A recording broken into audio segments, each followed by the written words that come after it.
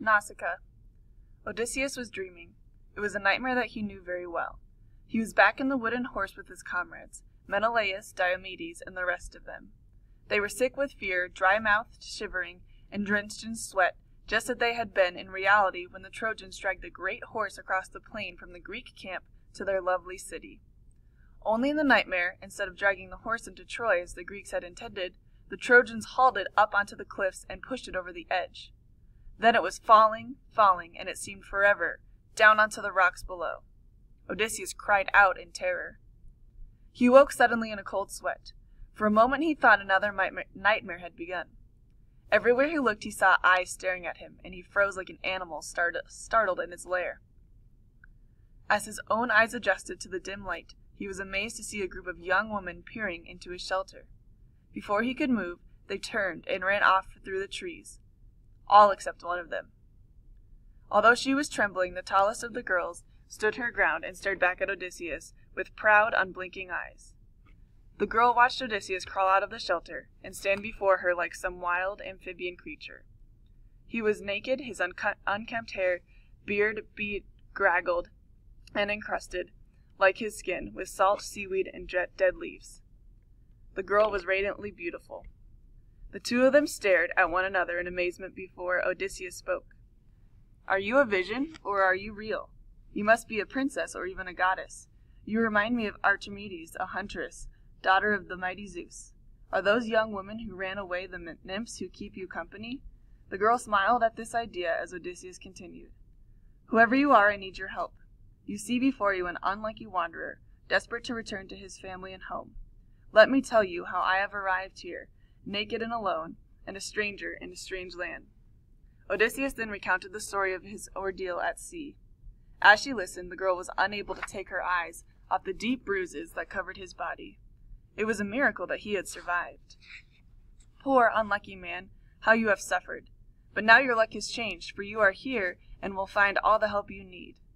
I am Nausicaa. This land is Phoenicia, and my father, Alcinous, is the king. Come," she said, stretching out a lovely hand. "We must find you some clothes and something to eat. Then I'll take you to my father's palace." And taking him gently by the hand, Nausicaa led Odysseus out of the woods. The young women were waiting nervously at the edge of the coppice. At the sight of Odysseus, they moved back again. "What a sorry group you are," Nausicaa laughed, tossing back her mane of black hair. "Anyone would think you'd never seen a man before." Once they were sure Odysseus indeed was a man, and not some savage beast or a spirit of the woods, a young woman began laughing at themselves too. Nausicaa told one of them to fetch him some clothes from the laundry wagon and stood by the stream while she herself prepared a meal. The girls' half-eaten picnic lay in the shade of the ancient olive tree, exactly as they had left it when they heard the strange cry from the coppice. Meanwhile, Odysseus plunged into the clear stream and washed the brine and grime off his skin and hair. When he was clean, he dried himself in the sun and rubbed olive oil into his chapped, bruised skin. Then he wrapped himself in a white and purple tunic that Arete, Nausicaa's mother, had woven. The girls were astonished to see the terrifying savage transformed into a godlike creature who now sat beneath the olive tree by the water. They watched, fascinated, as he ate and drank slowly and delicately in spite of his ravenous hunger. "This man is close to the gods," thought Nausicaa. "With a man like this, I would gladly share my life." Odysseus sensed that he was being watched, and looked up to see the young princess staring at him.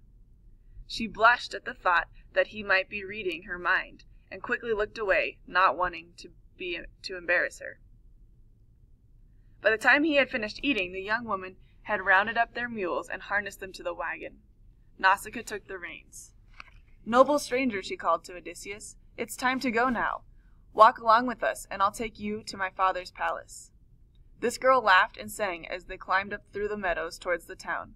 They often glanced at the stranger in their midst. They could not help it, but Odysseus did not notice. He was too busy wondering what lay in store for him at the palace, and as he walked along, he sent up a silent prayer to his guardian goddess Athena, daughter of the mighty Zeus. They were soon at the city walls and passed through the gates. It was a beautiful town of whitewashed houses, decked with pots of geraniums, vines, climbing roses, and sweet-smelling rosemary. In the center lay the harbor, where the rows of magnificent ships were moored. Alongside the harbor was the assembly place, and above this stood the palace. They entered a courtyard, stubbed with fabulous mosaics and arrayed with statues of ornamental pools and fountains. On either side of the courtyard were sumptuous gardens, full of herbs, fruits, and flowers, dominated by the cedars of Lebanon. It was a glorious sight. Odysseus looked around with admiration as he followed the princess to the golden doors of the palace itself. Now Nausicaa and Odysseus continued on alone.